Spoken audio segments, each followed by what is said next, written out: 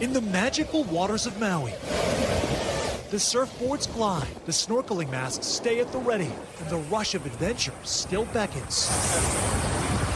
But this portrait of paradise has changed drastically for business owners like Gamze Smith, who captured these photos of Lahaina after the fires, residents hugging and processing their pain.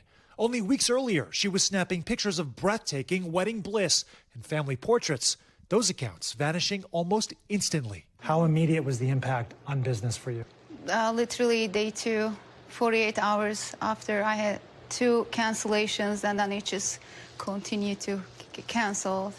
So for the year of 2023, 90% of my photo shoots got canceled. Smith says it's at least $30,000 lost. And for her friend, Lopaka Wilson, a 10th generation native Hawaiian and owner of a fishing store and hunting business right off Front Street, now destroyed. The bottom line was also crushing. I only make money when they spend the money.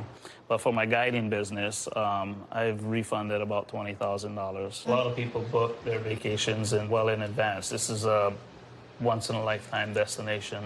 It's now a once-in-a-lifetime problem for the people who call Maui home. Hawaii Governor Josh Green speaking to us last week, addressing the mixed messaging about whether visitors are welcome during this trying time. It's really important that I share this with you. Travelers should still come to the other parts of Maui for their holidays and their honeymoons and their vacations because their investment in Hawaii will be life-sustaining for those families who have been displaced and suffered. The message comes as passengers per day has dropped from 7,000 before the fires to 2,000 after. Best represented by empty stacked chairs on famed Kanapali Beach, sea charter boats with no tourists on them, and also just a sea of rental cars. The overflow lot at Maui's airport hasn't been this full since COVID. Cars as far as the eye can see. I am a dot right now in this field of hundreds of vehicles, and the reality is it is all because of a lack of demand right now. But there is hope, even for owners like Jesus Rodriguez, who lost one of his family-owned Amigos restaurants and now has 25 former employees without work. Not only that job, it's their houses, their living, their income. He's been supported since by a wave of locals. All my customers from Lahaina, they came as like, hey, thank you. They say hi to me, they stay here, and I'm really happy and helpful to them.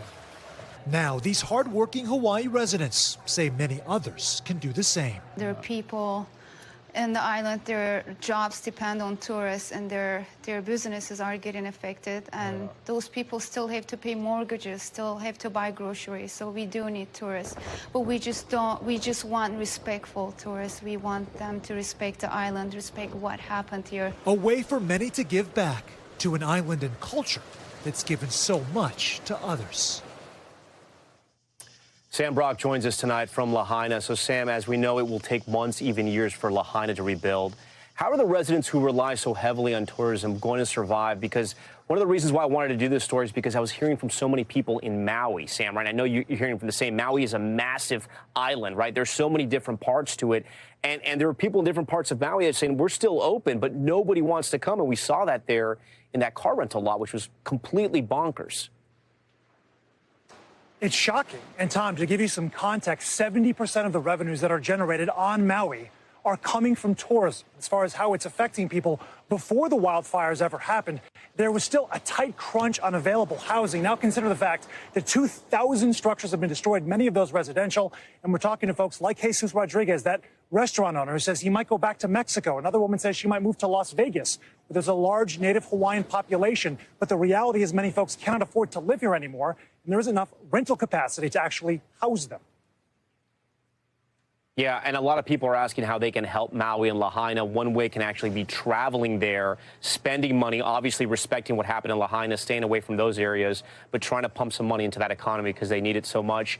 I do want to transition out of what's happening in Lahaina still, because we know the numbers and the amount of people that died, which is still so shocking to sort of wrap our heads around. It's been going up and down, and the number of people identified, the number of people missing. Do we have any more information on the search and recovery efforts there?